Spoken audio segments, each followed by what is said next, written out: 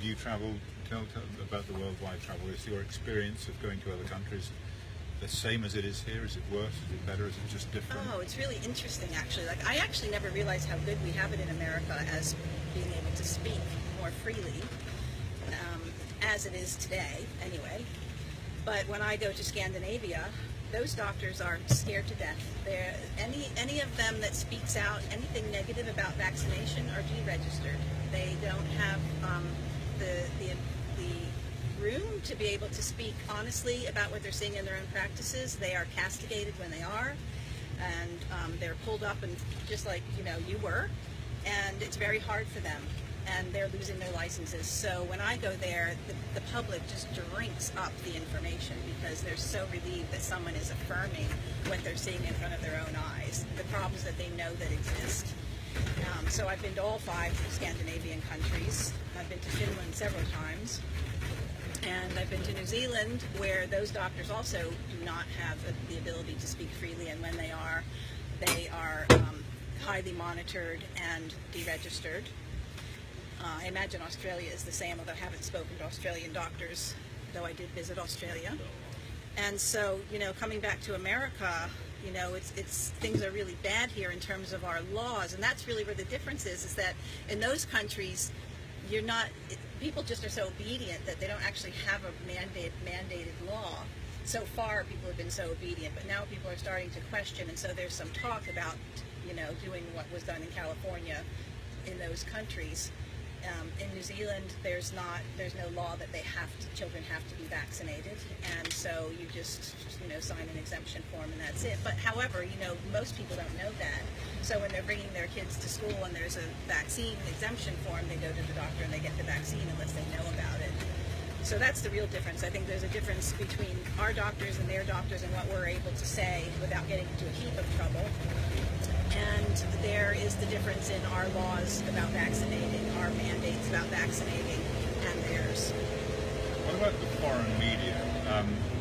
Clearly it's a closed shop here. We are unable to access the mainstream media except to be called labelled anti-vaxxers. Have you engaged with the media in these other countries? Well, yes, I have, in little bits. Most of the media doesn't really want to talk to me in those countries. An interesting story that happened was in Sweden, where after I left, I was pretty much known then as the Osama bin Laden of vaccination after I left Sweden.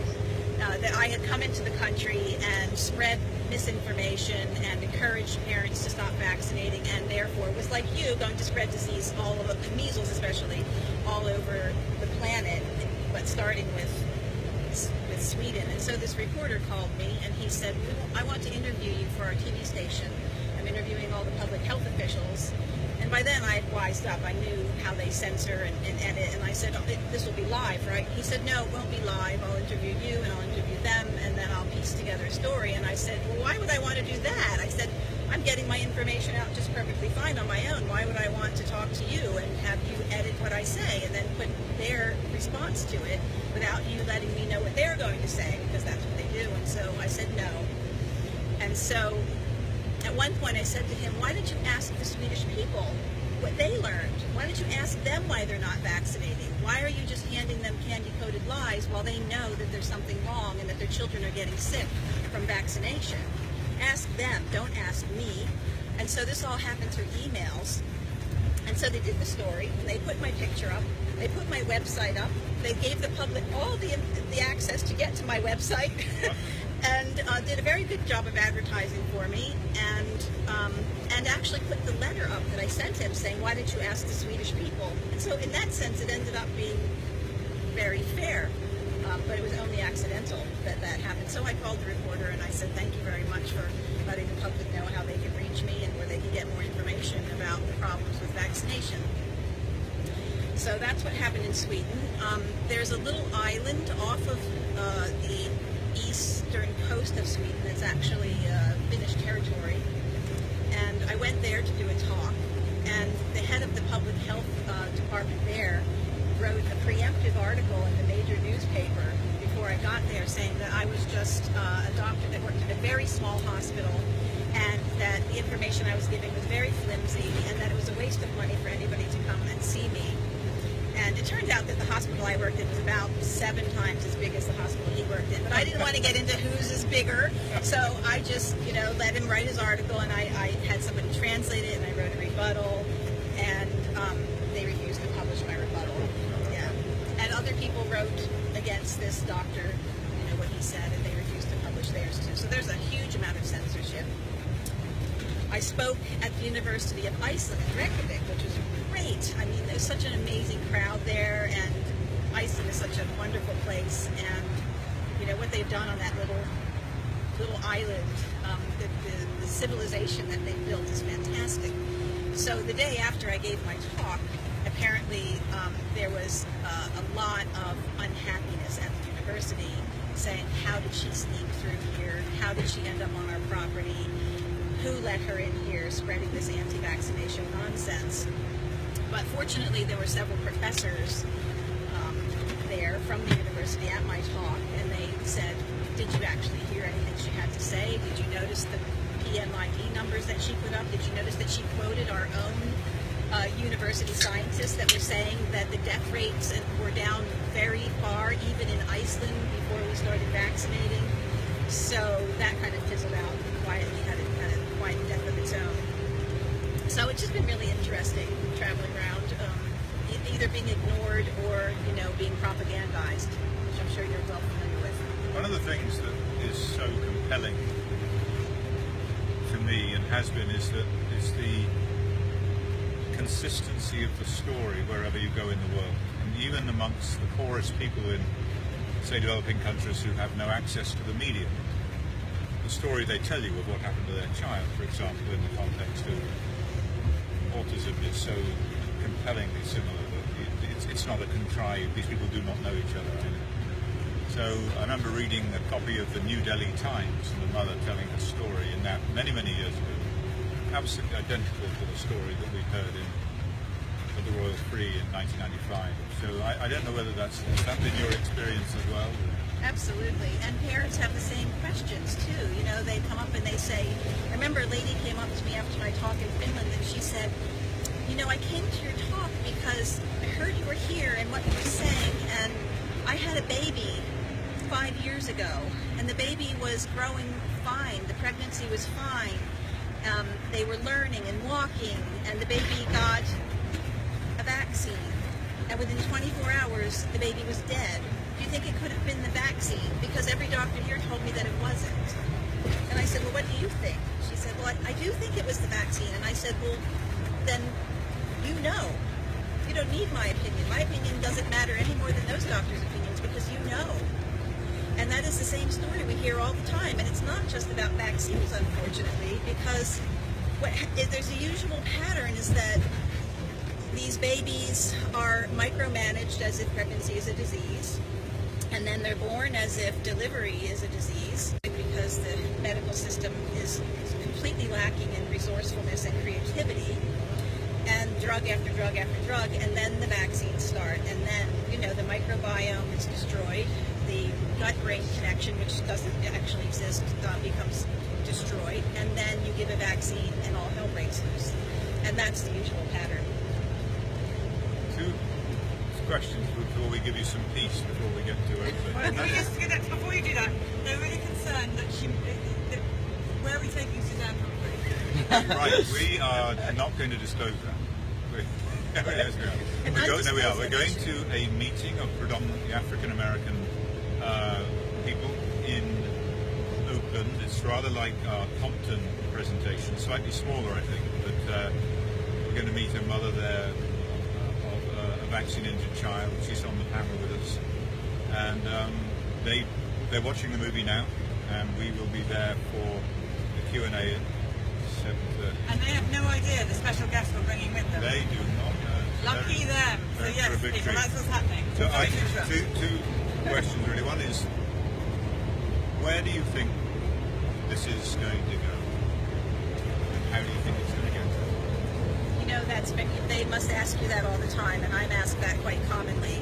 And the answer to that is, it depends on what the people do. It's all up to you. And it's not just up to you, but it's up to what you teach other people.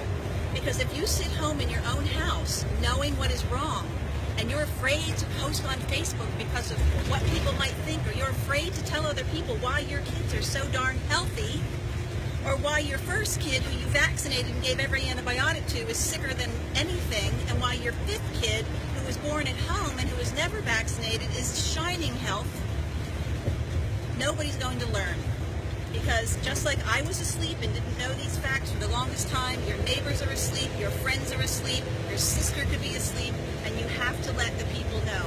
Because like we've been hearing all weekend, we are the majority. The people are the majority. The legislators are not the majority. The pharmaceutical company is not the majority. The medical doctors who only know one path to every disease, which usually ends in a chronic organ failure, doesn't know everything.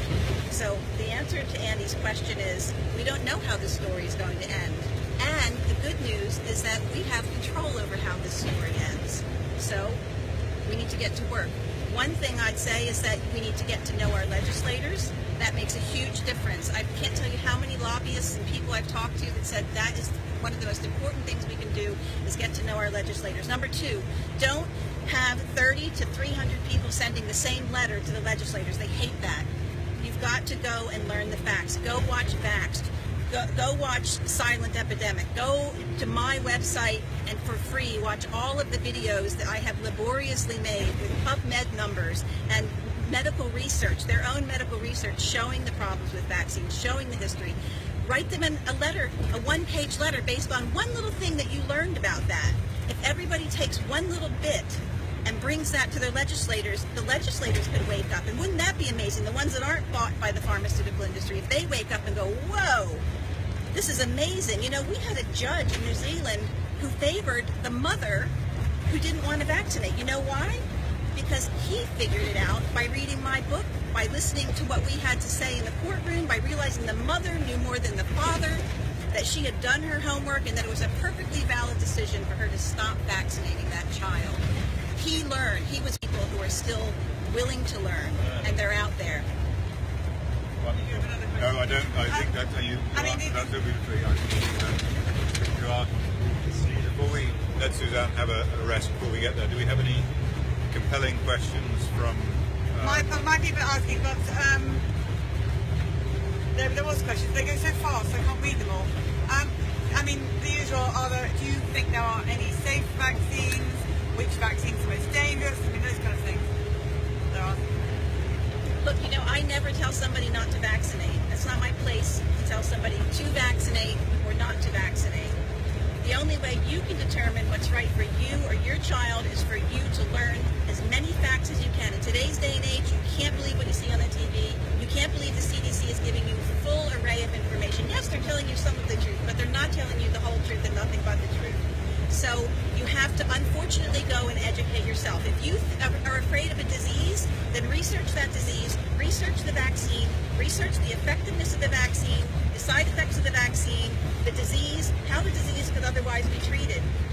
You know, every parent has usually 2 diseases they're afraid of, but they're not all the same. You know, don't they come to you and say, I'm really afraid of meningitis and I'm really afraid of polio. Well, that's great. If you're only afraid of 2 diseases, then you only have to learn about 2 different vaccines and 2 different diseases. That must mean that you know something about the other ones. So please just go and learn about what you're afraid of. Look, I had questions of my own to answer. So you can't ask me what I think, should you vaccinate or not. I had to go answer my own questions. And believe me, being a medical doctor didn't actually help me answer these questions. And I've seen more than one mother have a knockout win over a doctor in a medical office because she just sat and learned what she needed to learn. So please just go and answer those questions for yourself because you can. Suzanne, thank you very much.